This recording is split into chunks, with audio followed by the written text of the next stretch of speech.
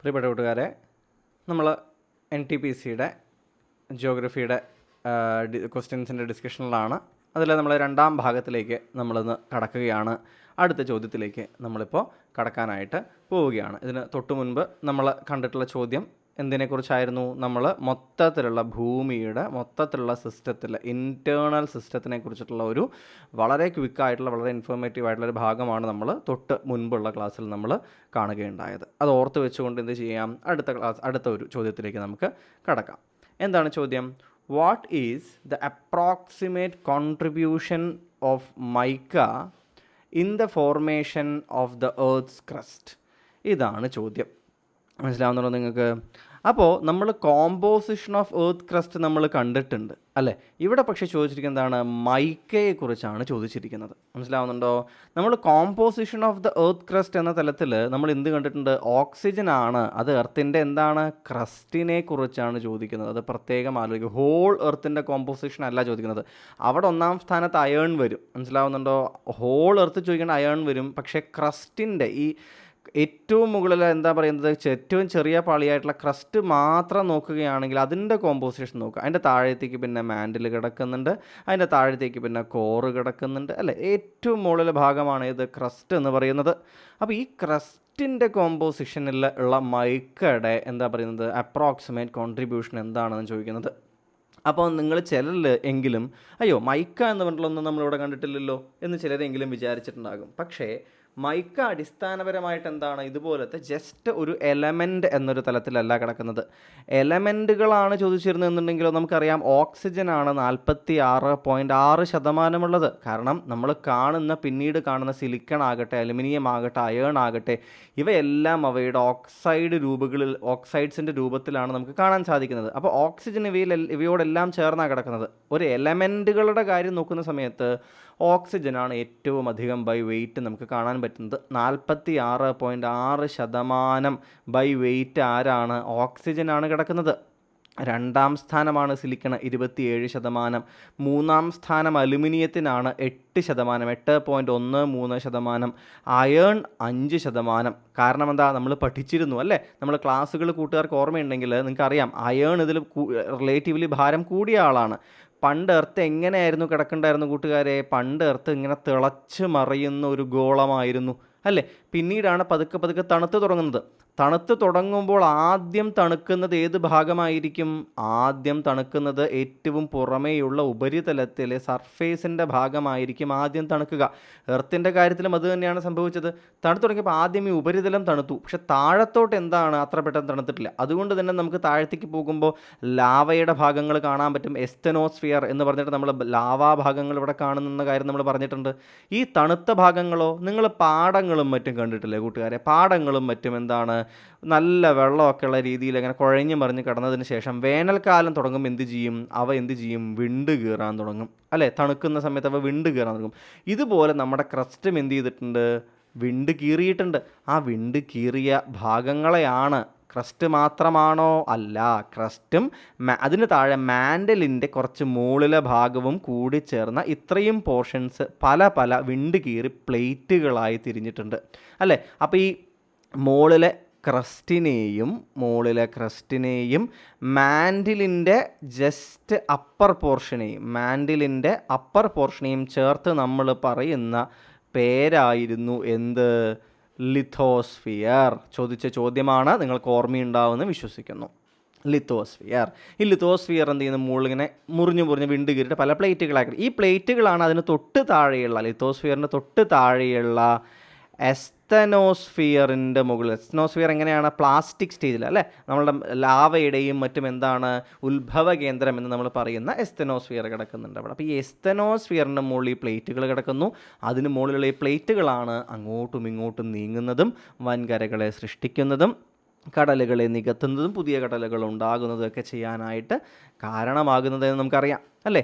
Okay ആണല്ലോ? സംശയങ്ങളില്ലല്ലോ? ഇനി പറഞ്ഞു വന്ന കഥ എന്തായിരുന്നു? ഒരു കാലഘട്ടത്തിൽ പതുക്കെ തണുക്കാൻ തുടങ്ങിയപ്പോൾ മുകൾ ഭാഗങ്ങൾ തണുത്തു അല്ലേ? ഇതിനൊക്കെ മുമ്പ് ഭൂമി ഒരു തിളച്ച് മറിഞ്ഞ് കിടക്കുന്ന ഗോളമായിരുന്ന സമയത്ത് എന്ത് സംഭവിക്കും കൂട്ടുകാരെ? തിളച്ച് മറിഞ്ഞ് കിടക്കാന്ന് വെച്ചാൽ എന്താണ്? ലിക്വിഡ് ഫോമിൽ നമുക്ക് ഏതാണ്ട് സങ്കല്പിക്കാം അല്ലേ? അപ്പോൾ അങ്ങനെയുള്ള സമയത്ത് ഡെൻസിറ്റി കൂടിയവ എന്ത് ചെയ്യും? ഇതിൻ്റെ ഉപരിതലത്തിൽ നിന്ന് ഉള്ളിലോട്ട് വരും. ഇത് ഗോളമാണ് അല്ലേ, ഇങ്ങനെ മേശമോളിൽ വെച്ചൊരു സാധനമാണോ? അല്ല, അന്തരീക്ഷത്തിൽ കിടക്കുകയാണ്. അപ്പോൾ എന്ത് ചെയ്യും? ഇതിൻ്റെ നടുവിലേക്ക് റിലേറ്റീവ്ലി ഭാരം കൂടിയ അല്ലെങ്കിൽ ഡെൻസിറ്റി കൂടിയവയൊക്കെ ഇതിൻ്റെ നടുവിലേക്ക് എത്തും. അതുകൊണ്ടാണ് നമുക്ക് കോറിൽ നമുക്ക് എന്ത് കാണുന്നത്? നമ്മളെന്താ നിഫെ എന്നാണ് വിളിക്കുക അല്ലെ, നിക്കൽ, അയൺ തുടങ്ങിയ ഭാരമേറിയ കാര്യങ്ങൾ നമുക്ക് കോറിൽ കാണാൻ പറ്റും. അതുകൊണ്ടാണ് നമുക്ക് ക്രസ്റ്റിൽ മുകൾ ഭാഗത്ത് അയൺ വളരെ കുറവ്, 5% മാത്രമേ ഉള്ളൂ. നമ്മൾ മൊത്തം ഭൂമിയുടെ കോമ്പോസിഷൻ എടുക്കുമ്പോൾ ഏറ്റവും അധികമുള്ള ആളാണ് അയൺ അല്ലേ, എന്നിട്ട് കോറൽ അയൺ വെറും 5% ഉള്ളൂ ബൈ വെയിറ്റ്. കാരണം എന്താണ്? ഭാരം കൂടിയത് കൊണ്ട് അവ എന്ത് ചെയ്തു? ഉള്ളറകളിലേക്ക് ഇറങ്ങി പോയി, തിളച്ച് മറിഞ്ഞ് കിടക്കുന്ന ആ ഒരു അവസ്ഥയിൽ. മനസ്സിലാവുന്നുണ്ടോ കൂട്ടുകാർക്ക്? ഇതാണ് അയൺ ഏറ്റവും ഉള്ളിൽ മാത്രം കൂടുതലായി കാണുന്നതിനുള്ള കാരണം എന്നുകൂടി കൂട്ടുകാർ മനസ്സിലാക്കി വെക്കുന്നതിന് വേണ്ടിയിട്ട് ശ്രദ്ധിക്കുക. ഓക്കെ ആണല്ലോ? അപ്പോൾ കുറേ ഇൻഫർമേഷൻസ് നമ്മൾ പറഞ്ഞു അല്ലേ. എന്ത് പറഞ്ഞു നമ്മൾ? എർത്തിൻ്റെ ക്രസ്റ്റിൻ്റെ ഒരു ഫോർമേഷൻ എങ്ങനെയെന്ന് നമ്മൾ പറഞ്ഞു, മൊത്തത്തിലുള്ളൊരു തിളച്ച് മറിഞ്ഞ് കിടക്കുന്ന രീതി, ലിത്തോസ്ഫിയറിനെ കുറിച്ച് പറഞ്ഞു, എസ്തനോസ്ഫിയറിനെ കുറിച്ച് പറഞ്ഞു, പ്ലേറ്റുകളെ കുറിച്ച് പറഞ്ഞു, അതുപോലെ തന്നെ ബൈ വെയിറ്റ് ക്രസ്റ്റിൽ ഏതൊക്കെയാണ് മേജർ എലിമെൻറ്റ്സ് എന്ന കാര്യവും നമ്മൾ പറഞ്ഞു. ഇനി മൈക്കയെക്കുറിച്ചാണ് ചോദ്യം. മൈക്ക അടിസ്ഥാനപരമായിട്ട് എന്താ അറിയോ കൂട്ടുകാരെ? മൈക്ക വളരെ യൂസ്ഫുൾ ആയിട്ടുള്ള ഒന്നുകൂടിയാണ്. അതായത് ഇഗ്നിയസ് റോക്കുകളിലും നമ്മൾ റോക്കുകളെ കുറിച്ച് പഠിച്ചിട്ടുണ്ട് അല്ലേ, അതിൽ ഇഗ്നിയസ് റോക്കുകൾ പഠിച്ചിട്ടുണ്ട് അല്ലേ, അതുപോലെ തന്നെ എന്തിനെക്കുറിച്ച് പഠിച്ചിട്ടുണ്ട്? നമ്മൾ മെറ്റാമോർഫിക് റോക്കുകളെ കുറിച്ച് പഠിച്ചിട്ടുണ്ട് അല്ലേ. ഇഗ്നിയസ് റോക്കുകൾ, മെറ്റാമോർഫിക് റോക്കുകൾ എന്നൊക്കെ നമ്മൾ പഠിച്ചിട്ടുണ്ട്. ഈ ഇഗ്നിയസ് റോക്കുകളിലും മെറ്റാമോർഫിക് റോക്കുകളിലും എന്ത് ചെയ്യുന്നുണ്ട്? നമുക്ക് മൈക്കയെ കാണാൻ സാധിക്കുന്നുണ്ട്. ഇവ ഇലക്ട്രിക്കൽ എക്യുപ്മെൻറ്റ്സില്ലേ കൂട്ടുകാരെ? ഇലക്ട്രിക്കൽ എക്യുപ്മെൻറ്റ്സിൻ്റെ നിർമ്മാണത്തിനായിട്ട്, ഇൻസ്ട്രുമെൻറ്റ്സിന് വേണ്ടിയിട്ട് ധാരാളം ഉപയോഗിക്കുന്ന ഒന്നുകൂടിയാണ് ഇത് മൈക്ക. ഇനി ഈ മൈക്ക എന്ന് പറയുന്നത് നമ്മളുടെ പൊട്ടാസ്യം, അലുമിനിയം, മഗ്നീഷ്യം, അതുപോലെ തന്നെ ഏതാണ്, അയേൺ, സിലിക്ക, ഇവയുടെ എല്ലാം എന്തുണ്ട്? ഇവയൊക്കെ കൂടി ചേർന്നിട്ടാണ് മൈക്ക ഉണ്ടാകുന്നത്. മനസ്സിലാവുന്നുണ്ടോ? മൈക്കയുടെ കോൺട്രിബ്യൂട്ടേഴ്സിൽ ഇവയെല്ലാം പെടുത്താൻ പറ്റും. അതുകൊണ്ടാണ് നമുക്ക് എന്ത് മനസ്സിലാകുന്നത്? മൈക്കയുടെ നമ്മൾ മൊത്തത്തിലുള്ള ഈ ഒരു കോമ്പോസിഷൻ നോക്കുന്ന സമയത്ത് നമുക്ക് ഇത് ഏതെങ്കിലും ഒരു പർട്ടിക്കുലർ എലമെൻറ്റിലായിട്ട് നമുക്ക് എന്ത് ചെയ്യുന്നത്? നമുക്ക് കാണാൻ സാധിക്കാത്തത്. കൂട്ടുകാർക്ക് ഞാൻ പറയുന്ന കാര്യം മനസ്സിലാവുന്നുണ്ടോ? ഇത് ഒരു എലമെൻ്റ് എന്ന തലത്തിൽ നമുക്ക് എടുക്കാൻ പറ്റില്ല എന്ന കാര്യം എന്ത് ചെയ്യുക? കൂട്ടുകാർ വളരെ അധികം കൃത്യമായിട്ട് മനസ്സിലാക്കുക. ഓക്കെ ആണല്ലോ? അതുകൊണ്ടാണ് നമുക്ക് നേരത്തെയുള്ള ഈ ഒരു എന്തിൽ കിട്ടാത്തത്? ഇത് ആ ഒരു നേരത്തെയുള്ള പെർസെൻറ്റേജുകളുടെ കണക്കിൽ നമുക്കിത് കിട്ടാത്തത് എന്ന കാര്യം കൂടി കൂട്ടുകാർ മനസ്സിലാക്കാനായിട്ട് ശ്രമിക്കുക. ഓക്കെ ആണല്ലോ? സംശയങ്ങളില്ലല്ലോ? ഇനി ഇതിൻ്റെ ആൻസർ എന്ന് പറയുന്നത് എത്രയായിരിക്കും കൂട്ടുകാരെ? ഇതിൻ്റെ ആൻസർ എന്ന് പറയുന്നത് ഏതാണ്ട് 4%. എത്രയാണ്? ഏതാണ്ട് 4% നമുക്ക് മൈക്ക എന്തായിട്ട് നമുക്ക് കിട്ടുന്നത്? നമുക്ക് ഈ ഒരു ക്രസ്റ്റിലെ ഒരു പെർസെൻറ്റേജ് ആയിട്ട് നമുക്ക് കിട്ടുന്നത് എന്നുകൂടി കൂട്ടുകാർ ആലോചിക്കാനായിട്ട് ശ്രദ്ധിക്കുക. ഓക്കെ ആണല്ലോ? സംശയങ്ങളൊന്നും ഉണ്ടാവില്ല എന്ന് വിശ്വസിക്കുകയാണ്. ഫൈൻ. ഇനി നമുക്ക് എങ്ങോട്ട് പോവാം? അടുത്ത ചോദ്യത്തിലേക്ക് നമുക്ക് പതുക്കെ കടക്കാം.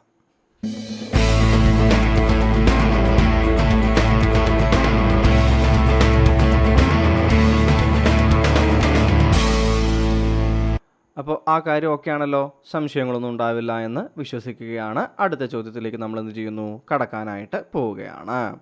അടുത്ത ചോദ്യം എന്ന് പറയുന്നത് നോക്കൂ, an imaginary line or a line on a map or chart that connects all points having the same depth below a water surface such as sea water is called. എന്താണ് അതിൽ ചോദിക്കുന്നത് കൂട്ടുകാരെ? അതിൻ്റെ ഒരു അർത്ഥം എന്താണ്? അതായത് താഴെ തന്നിട്ടുള്ളവയിൽ ഏത് വാക്കാണ് ഒരേ ആഴം, അതായത് ഇങ്ങനെ വാട്ടർ സർഫേസ് ഉണ്ടെന്നുണ്ടെങ്കിൽ അതിൽ ഒരേ ആഴമുള്ളത്, ഒരേ ആഴത്തിലുള്ള പോയിന്റുകളെ കണക്ട് ചെയ്യുന്ന ഒരു ലൈൻ ഒരു മാപ്പിൽ വരയ്ക്കുകയാണെങ്കിൽ ആ ലൈനിനെ എന്ത് വിളിക്കും എന്നാണ് ചോദിക്കുന്നത്. മനസ്സിലാവുന്നുണ്ടോ? അപ്പോൾ ഈ ലൈനിൻ്റെ പേരാണ് നമുക്ക് അറിയേണ്ടത്. എന്തൊക്കെയാണ് പറഞ്ഞിരിക്കുന്നത്? ഐസോബാർ ലൈൻ എന്ന് പറയുന്നുണ്ട്, ഐസോ ഹാലൈൻ ലൈൻ എന്ന് പറയുന്നുണ്ട്, ഐസോ ബേത്ത് എന്ന് പറയുന്നുണ്ട്, ഐസോ ഗ്ലോസ് എന്ന് പറയുന്നുണ്ട്. ഏതാണ് കൂട്ടുകാരെ നിങ്ങൾക്ക് ഉത്തരമായിട്ട് തോന്നുന്നത്? ഐസോ ബാർ എന്താണ്? നമ്മൾ ബാർ നമുക്കറിയാം എന്താണ്? നമുക്ക് പ്രഷറാണ് അല്ലേ? പ്രഷറിൻ്റെ ഒരു ഏകകമായിട്ടാണ് നമ്മൾ എപ്പോഴും നമ്മൾ എന്തിനെ പഠിക്കാറുള്ളത്, ബാർ എന്ന് പറയുന്ന അളവ് നമ്മൾ കണക്കാറുള്ളത്.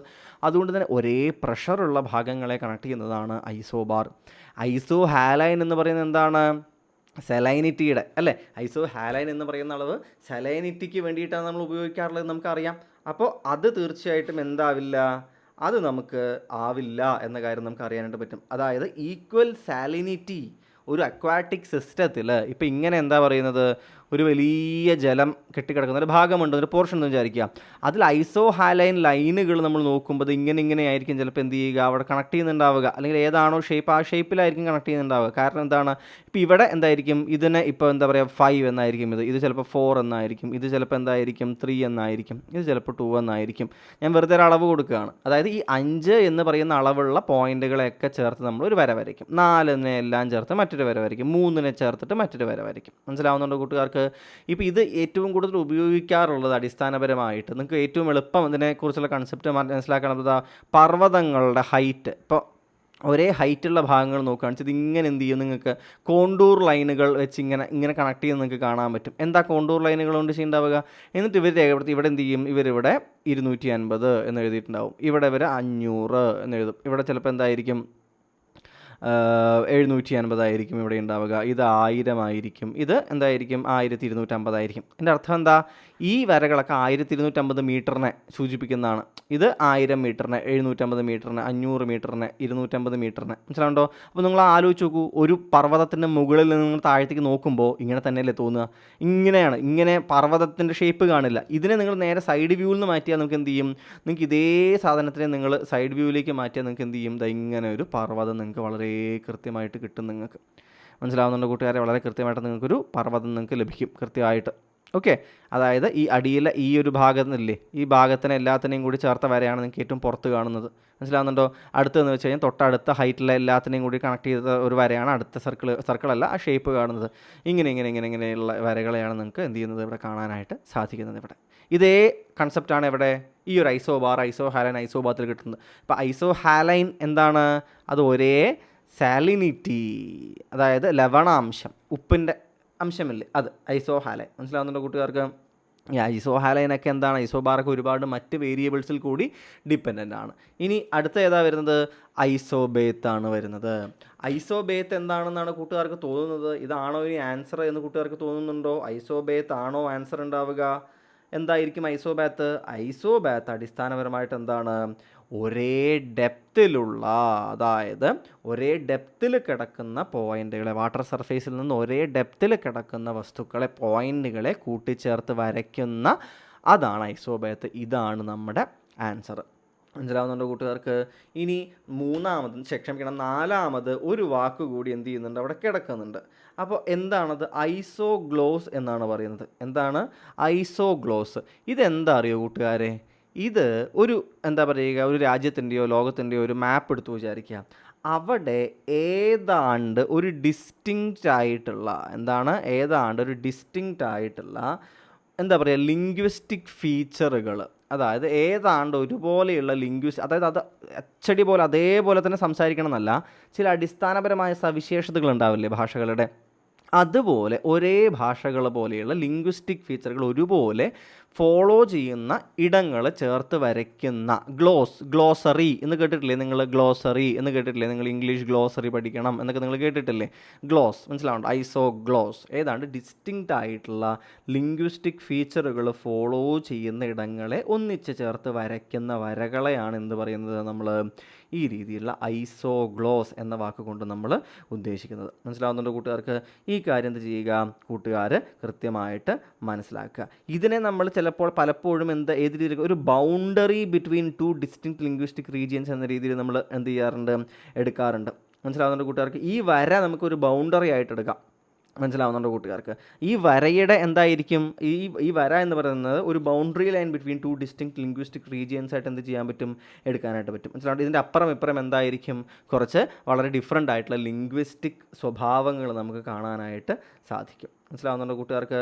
ഈ കാര്യം എന്ത് ചെയ്യുക, വളരെ കൃത്യമായിട്ട് കൂട്ടുകാർ മനസ്സിലാക്കുന്നതിന് വേണ്ടിയിട്ട് എടുക്കുക. അപ്പോൾ ഈ ഐസോഗ്ലോസ് അടിസ്ഥാനപരമായിട്ട് എങ്ങനെയായിരിക്കും, it acts as A boundary between acts as a boundary between places or regions that differ in particular linguistic feature. മനസ്സിലാവുന്നുണ്ടോ? ഒരു പെർട്ടിക്കുലർ ലിംഗ്വിസ്റ്റിക് ഫീച്ചറിൽ നിന്ന് കൃത്യമായി വ്യത്യാസം രേഖപ്പെടുത്തുന്ന രണ്ട് ഇടങ്ങളുടെ ഒരു ബൗണ്ടറി ആയിട്ട് ഐസോഗ്ലോസ് എന്ത് ചെയ്യും? ആക്ട് ചെയ്യും എന്ന് കൂട്ടുകാർ മനസ്സിലാക്കാനായിട്ട് ശ്രമിക്കുക. ഓക്കെ ആണല്ലോ? സംശയങ്ങളില്ലല്ലോ? കൃത്യമാണ് എന്ന് വിശ്വസിക്കുകയാണ്. അടുത്ത ചോദ്യത്തിലേക്ക് പോയാലോ നമുക്ക് എന്നാ കൂട്ടുകാരെ? അടുത്ത ചോദ്യം എന്താണ്? അടുത്ത ചോദ്യം പറയുന്നത് the axis of the earth is inclined to the plane of elliptic at an angle of. ഇതാണ് ചോദ്യം. The axis of the earth is inclined to the plane of elliptic at an angle of. അപ്പോൾ രണ്ട് കാര്യങ്ങൾ ഇവിടെ കൂട്ടുകാർ ശ്രദ്ധിക്കേണ്ടതുണ്ട്. എന്താണ്? ഒന്നാമത്തെ ചോദ്യം എന്താണ്? എർത്തിൻ്റെ ആക്സിസിനെ കുറിച്ചാണ് ചോദ്യം. നിങ്ങൾക്കറിയാം എർത്തിൻ്റെ ആക്സിസ് കുറച്ച് ചെരിഞ്ഞാണ് നിൽക്കുന്നത് എന്ന് നിങ്ങൾക്കറിയാം. ഇനി അത് ഏതുമായിട്ടുള്ള ആംഗിളാണ് എടുക്കേണ്ടത് എന്നതാണ് അടുത്ത ചോദ്യം നമുക്ക് വരേണ്ടത്, അല്ലേ? ഇതെന്താണ്? ഇതൊരു പെർപെൻഡിക്കുലറാണ്. ശരിക്കും ആക്സിസ് ഇങ്ങനെ വേണമായിരുന്നു, പക്ഷേ ഇത്തിരി ചെരിഞ്ഞാണ് ആക്സിസ് നിൽക്കുന്നത്. അതുപോലെ തന്നെ എന്തുണ്ട്? നമുക്ക് ഭൂമി ഇങ്ങനെ സൂര്യനെ ഇങ്ങനെ, ഭൂമി ഇവിടെ ആയിരിക്കും, അപ്പോൾ ഭൂമി ഇങ്ങനെ സൂര്യനെ ചുറ്റുന്നൊരു പ്ലെയിൻ ഉണ്ട്. നമുക്കൊരു കാര്യം ചെയ്യാം, നമുക്കൊരു പിക്ചറിലേക്ക് പോകാം. ഇതാ നോക്കൂ, ഇതാണ് നോർത്ത് സൗത്ത് എന്ന് പറയുന്ന ഭൂമിയുടെ എന്താണ് നമ്മളുടെ ഒരു സാങ്കല്പികമായിട്ടുള്ളൊരു ആക്സിസ്. ഇതെന്താണ്? ഇക്വേറ്ററാണ്, അല്ലേ? ഇത് ഇവിടെ മുതൽ ഇവിടെ വരയ്ക്കുന്നൊരു ഇക്വേറ്റർ പോകുന്നുണ്ട്. അതിൻ്റെ പെർപെൻഡിക്കുലറായിട്ട് എന്താണ്? നോർത്ത് പോളിനെയും സൗത്ത് പോളിനെയും കണക്ട് ചെയ്തുകൊണ്ട് എർത്തിൻ്റെ ഇമാജിനറി ആക്സിസ് കടന്നു പോകുന്നുണ്ട്. ഇനി ഇതെന്താ? ഓർബിറ്റൽ അല്ലെങ്കിൽ ecliptic plane around the sun. ഇതെന്താ അറിയോ കൂട്ടുകാരെ? ഭൂമി എപ്പോഴും എന്ത് ചെയ്യുന്നുണ്ട്? ഭൂമി എപ്പോഴും ഇത് അവിടെ അല്ലേ സൂര്യൻ നിൽക്കുന്ന കൂട്ടുകാരെ? ഇങ്ങനെ സൂര്യൻ നിൽക്കുന്നുണ്ട്, അല്ലേ? സൂര്യൻ നിൽക്കുന്നുണ്ട്. ഭൂമി എന്താണ്? ഒരു എലിപ്റ്റിക്കൽ പാത്തിൽ എന്ത് ചെയ്യുകയാണ്? ഭൂമി സൂര്യൻ്റെ ചുറ്റും കറങ്ങുന്നുണ്ട്. സർക്കുലർ പാത്തല്ല, ഒരു എലിപ്റ്റിക്കൽ പാത്തിൽ കറങ്ങുന്നുണ്ട്. ഇനി ഈ എലിപ്റ്റിക്കൽ ഇങ്ങനെയുള്ള പാത്ത് നമ്മൾ ഇവിടെ നിന്ന് നോക്കുക വിചാരിക്കുക. അല്ലെങ്കിൽ ഞാൻ എങ്ങനെ പറയാം? നോക്ക് കൂട്ടുകാരെ, ഇവിടെ സൂര്യൻ നിൽക്കുന്നുണ്ടേ. ഓക്കെ, ഇവിടെ സൂര്യൻ നിൽക്കുകയാണേ. അപ്പോൾ ഭൂമി ഒരു സമയത്ത് എവിടെയായിരിക്കും? ഇവിടെ ഉണ്ടാവും. പിന്നെ ഒരു സമയത്ത് എവിടെ ഉണ്ടാവും? ഇവിടെ ഉണ്ടാവും. പിന്നെ കറങ്ങിയിട്ട് എവിടെ എത്തും? ഇവിടെ എത്തും. പിന്നെ കറങ്ങിയിട്ട് എവിടെ എത്തും? ഇവിടെ എത്തും, അല്ലേ? അപ്പോൾ ഈ ഒരു പാത്തുണ്ടല്ലോ, ഇങ്ങനെയുള്ളൊരു ഭൂമിയുടെ ഒരു പോക്കുള്ള പാത്തുണ്ടല്ലോ, ഇത്. ഇനി ഈ ഒരു പാത്തിനെ മൊത്തം നമ്മളിങ്ങനെ ഷെയ്ഡ് ചെയ്ത് ചെയ്താൽ അതൊരു പ്ലെയിൻ കിട്ടില്ലേ നിങ്ങൾക്ക്? ഇങ്ങനെ എലിപ്റ്റിക്കൽ പ്ലെയിൻ കിട്ടില്ലേ? ഈ പ്ലെയിൻ ഉണ്ട്, അല്ലേ?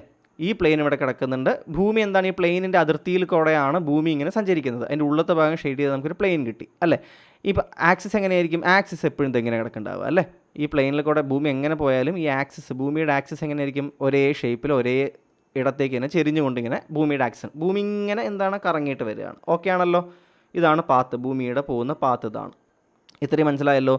ഇനി ഈ ഒരു പ്ലെയിൻ ഉണ്ടല്ലോ, അതിനെയാണ് ഓർബിറ്റൽ പ്ലെയിൻ. അതായത് ഭൂമി സൂര്യൻ്റെ ചുറ്റും ഓർബിറ്റ് ചെയ്തു പോകുന്ന ഈ ലൈൻ, ഈ ഒരു ഏരിയയെ നമ്മൾ എന്താണ്? ഒരു പ്ലെയിൻ ആയിട്ട് എടുക്കുമ്പോഴാണ് അതിനെ ഓർബിറ്റൽ പ്ലെയിൻ അല്ലെങ്കിൽ ഇതിൻ്റെ ഷേപ്പ് ഒരു എലിപ്സിനെ എന്താണ് നമ്മൾ ഫില്ല് ചെയ്യുന്നതല്ലേ, അതുകൊണ്ട് അതിനെ എലിപ്റ്റിക്കൽ പ്ലെയിൻ. കാരണം ഭൂമി സൂര്യന് ചുറ്റും കറങ്ങുന്നത് എലിപ്റ്റിക്കൽ ഓർബിറ്റലാണ്.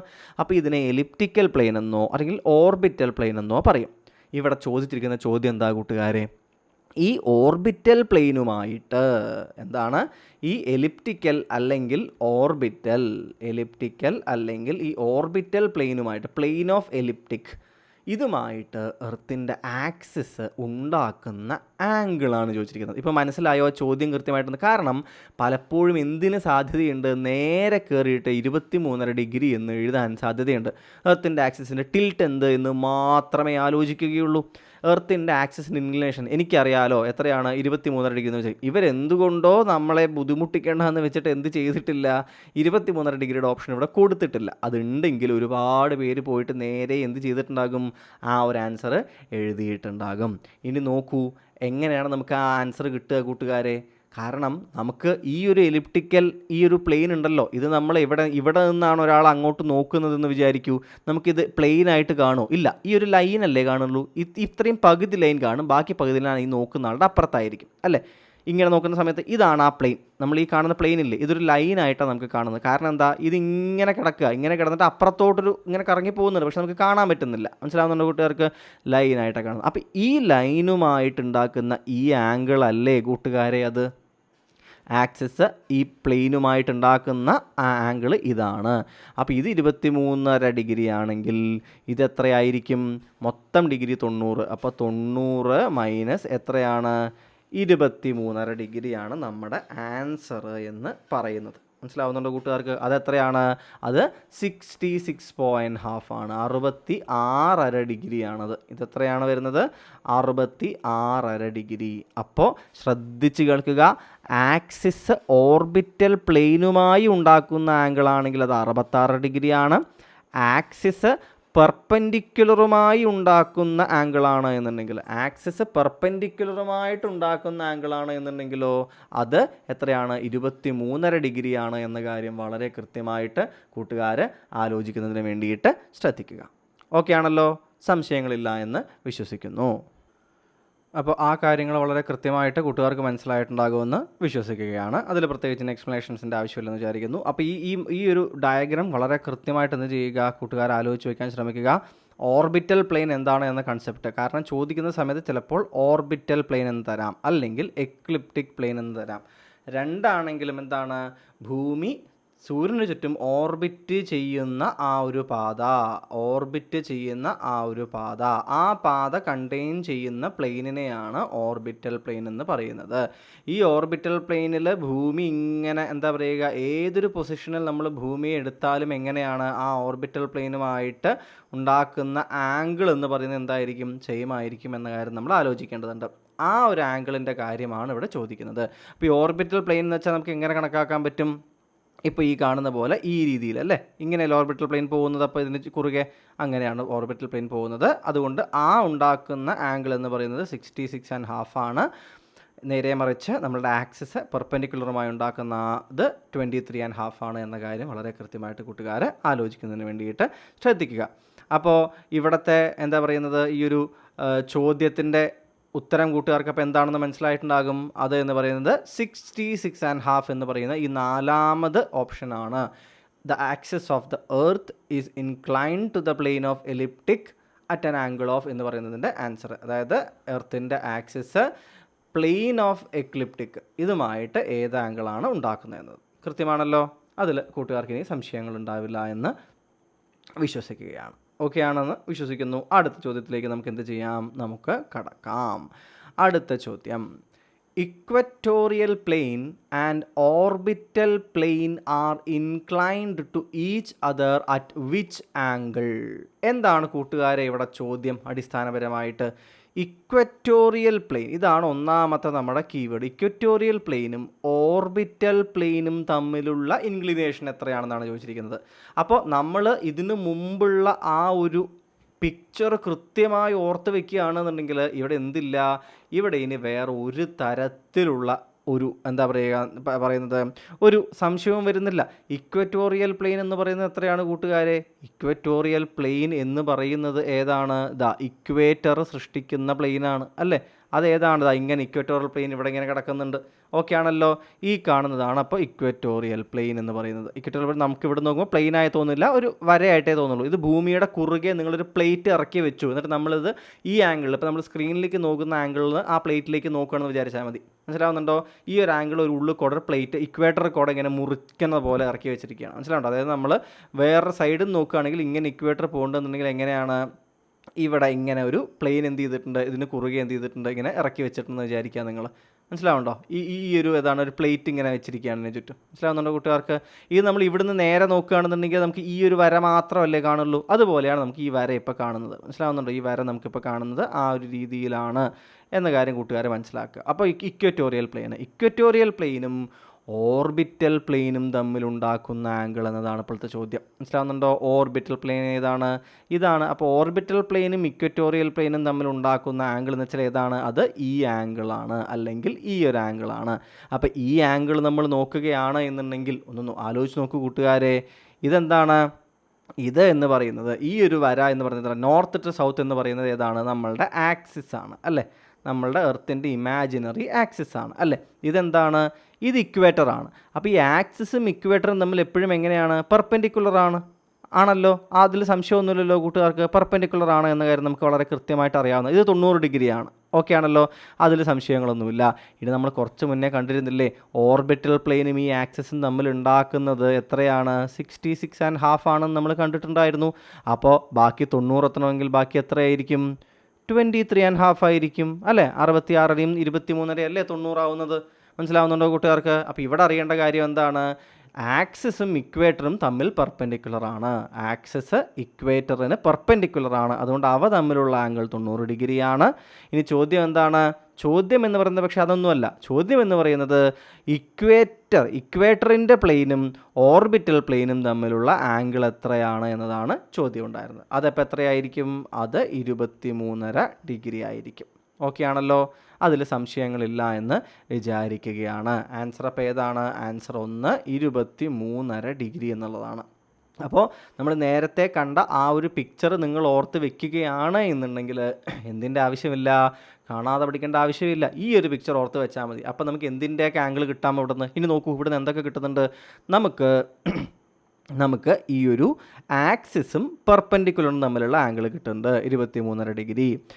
ആക്സിസും ഓർബിറ്റൽ പ്ലെയിനും തമ്മിലുള്ള ആംഗിൾ കിട്ടുന്നുണ്ട് 66.5 ഡിഗ്രി.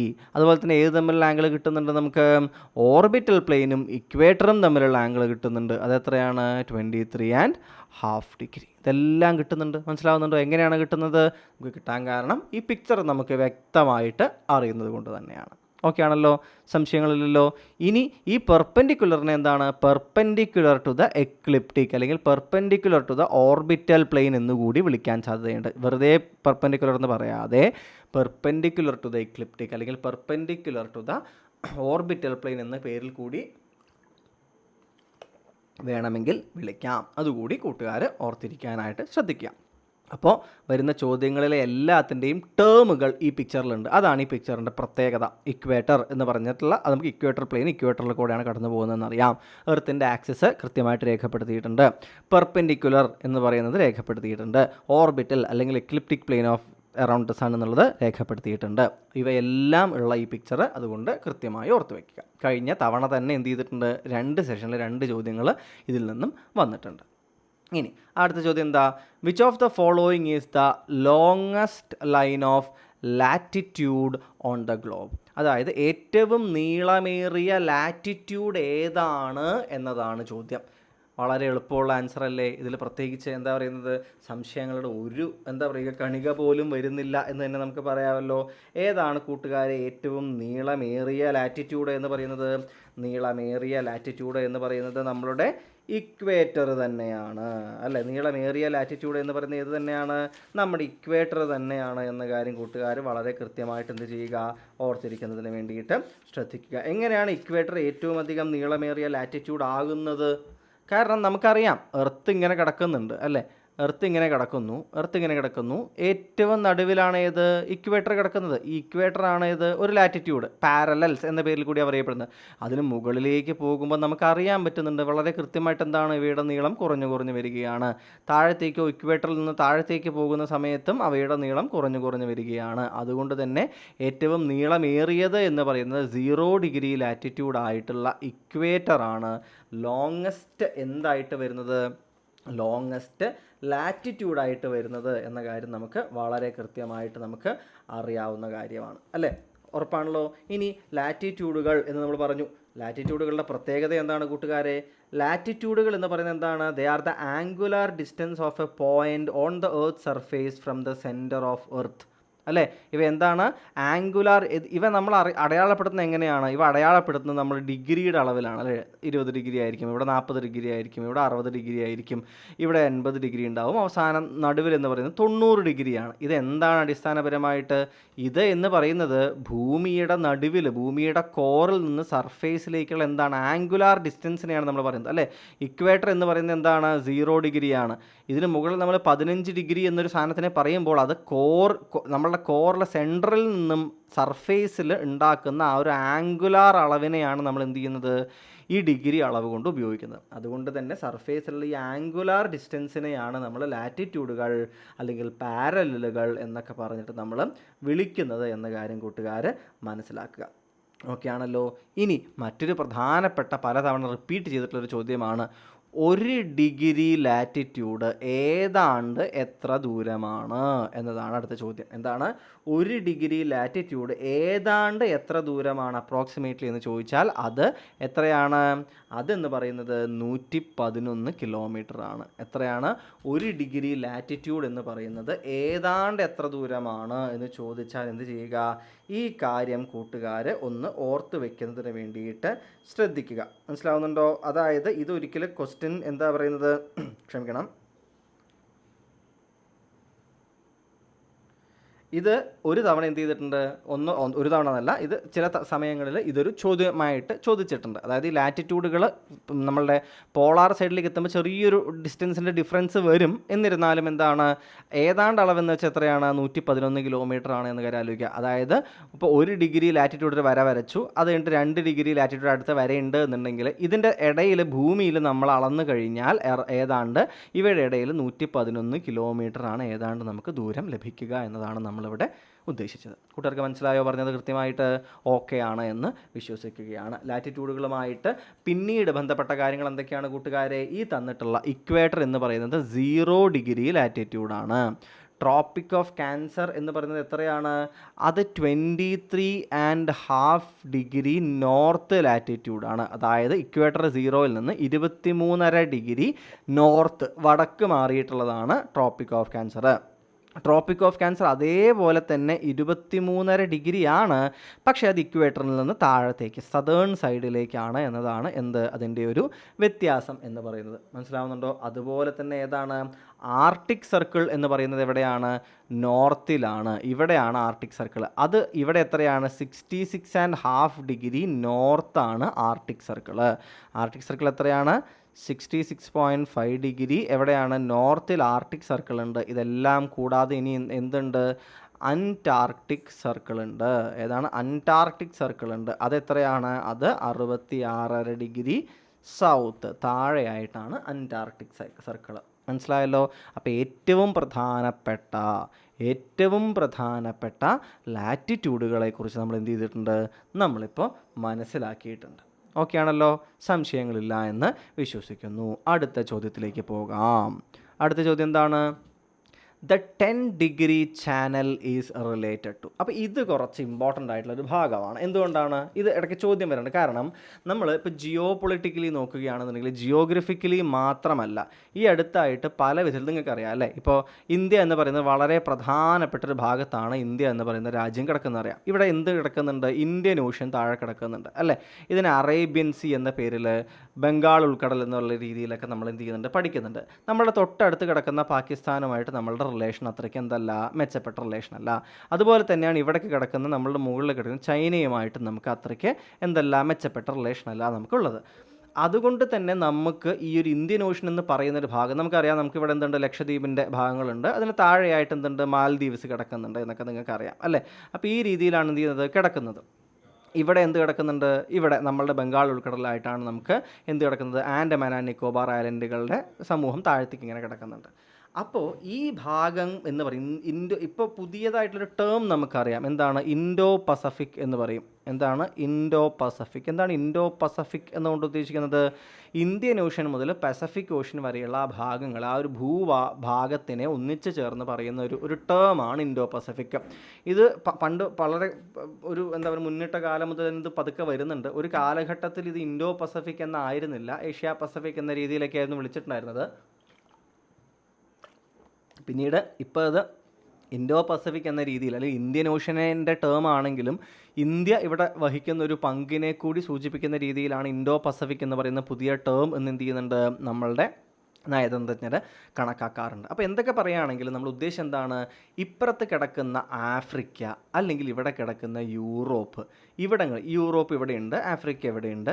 ഈ ഭാഗങ്ങളിൽ നിന്നും ഇവിടെ സൂയസ് കനാൽ വഴിക്ക് എന്ത് ചെയ്യും? യൂറോപ്പിന് മെഡിറ്ററേനിയനിൽ നിന്ന് ഇങ്ങോട്ട് അറബിക്കടലിലേക്ക് എൻട്രി കിട്ടും അല്ലേ? ഇങ്ങനെ വന്ന് ഇവിടേക്കും ചൈനയിലേക്കും അല്ലെങ്കിൽ ഇപ്പുറത്ത് കിടക്കുന്ന സൗത്ത് ഈസ്റ്റ് ഏഷ്യയിലേക്കും ഒക്കെയുള്ള യാത്ര നടക്കുന്നത് ഈ ഇന്ത്യൻ ഓഷ്യനിലൂടെയാണ്. ഇങ്ങനെ പോകുന്ന സമയത്ത് ചില ദ്വീപ് സമൂഹങ്ങളുടെ ഇടയിൽ കൂടിയുള്ള ചില ചാനലുകൾ എന്ന് പറയും. മനസ്സിലാവുന്നുണ്ടോ? നമ്മൾ ആൻഡമാൻ്റെ ഇടയിലൂടെ ഈ ഭാഗങ്ങളിലൂടെയൊക്കെയുള്ള ചില ചാനലുകൾ വളരെ ഇമ്പോർട്ടൻ്റ് ആണ്.